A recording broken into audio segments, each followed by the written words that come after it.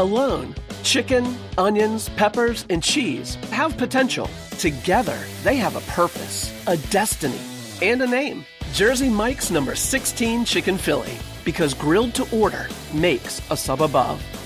Time to upgrade your adventure with an RV from Motorsportsland.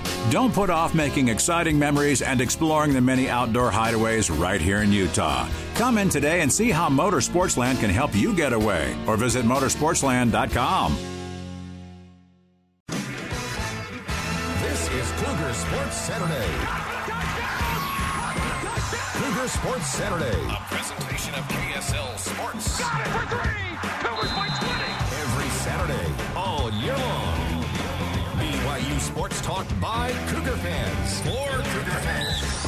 It's Cougar Sports Saturday. Here are your hosts, Mitch Harper and Matt Baiamonte.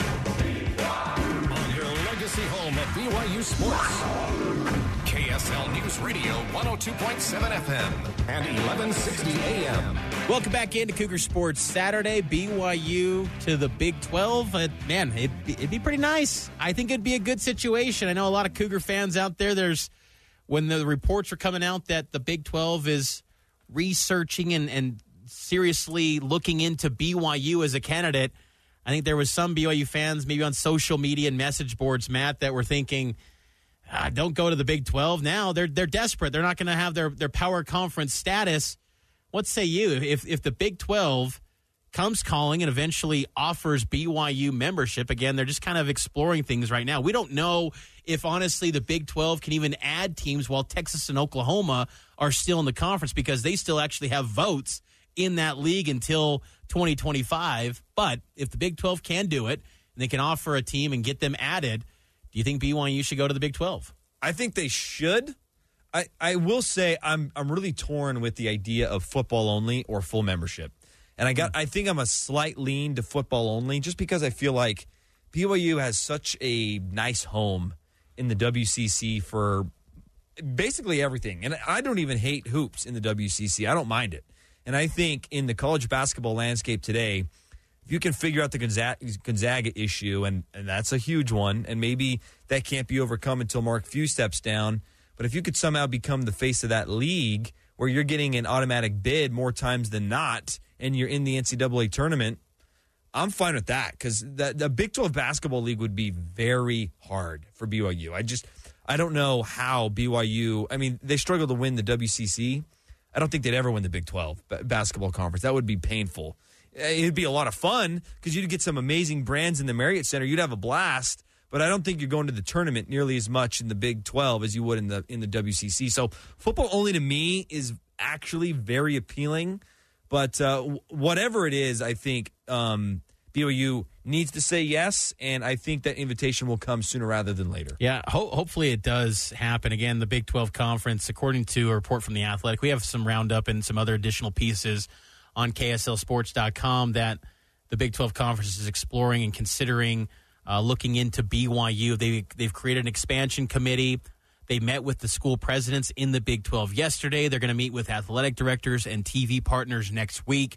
So expansion is now at the forefront for the Big 12 now that the Pac-12 Conference has said they're not going to expand. So that was going to be potentially a lifeline for members in the Big 12.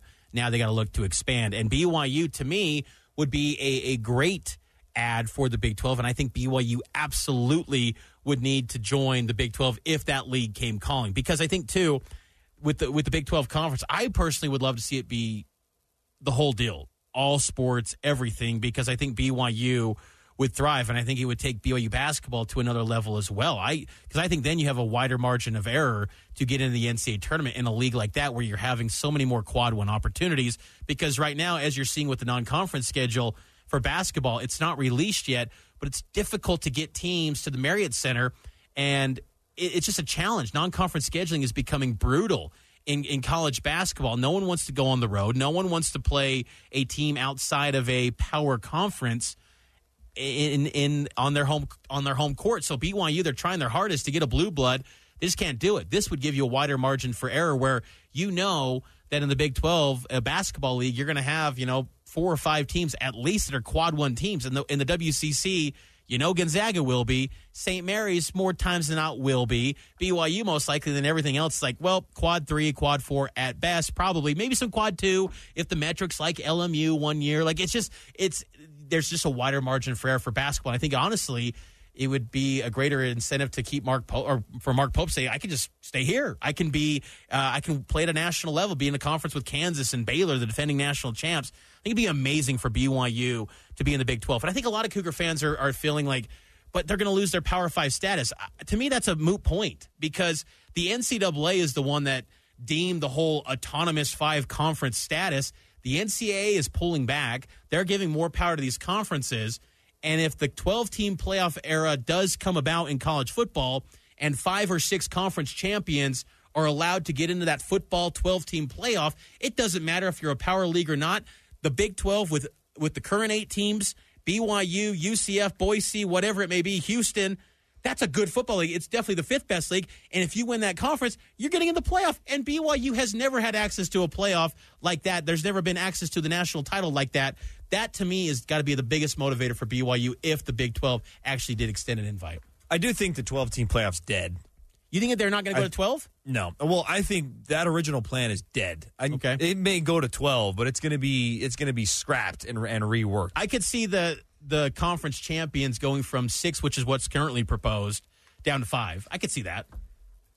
That's the one piece I want to stick around because that's how you guarantee that the Utah States of the world, no offense to Utah State, but the teams that aren't in the Power 5 group, that what they're playing for still has relevance. If you make it even more difficult for them, then why even expand at all? Just keep it at 4 because that's what it is. Like, I don't need to see 7 SEC teams, 3 Big Ten teams in a playoff. I just whittle it down to 4. Like, if you're not going to give access to the little guy for one guaranteed spot, then don't do it. Maybe it will still go to 6. We don't know. I doubt it. I think that it could go down to 5, but I think it's going to be a 12-team playoff because the SEC, they don't make these additions of Texas and Oklahoma without possibly having that 12-team playoff. I think that 12-team playoff is going to happen. I just think it's going to be delayed to 2026. And I think one of the things, too, that is big with the future of college athletics going forward, Matt, is I think that, BYU, we're seeing trends where everything is alliances. That's kind of the buzzword, where Texas and Oklahoma, they were aligned together and they joined the SEC. The Pac-12, the ACC, and the Big Ten, they have now formed this alliance. They are aligned together on decisions that, go beyond just simply on the fields of play. They're going to be aligned together. BYU doesn't have many allies in the football space. Maybe Boise State a little bit, but they need some sort of alliance with someone that can kind of go to bat for BYU too.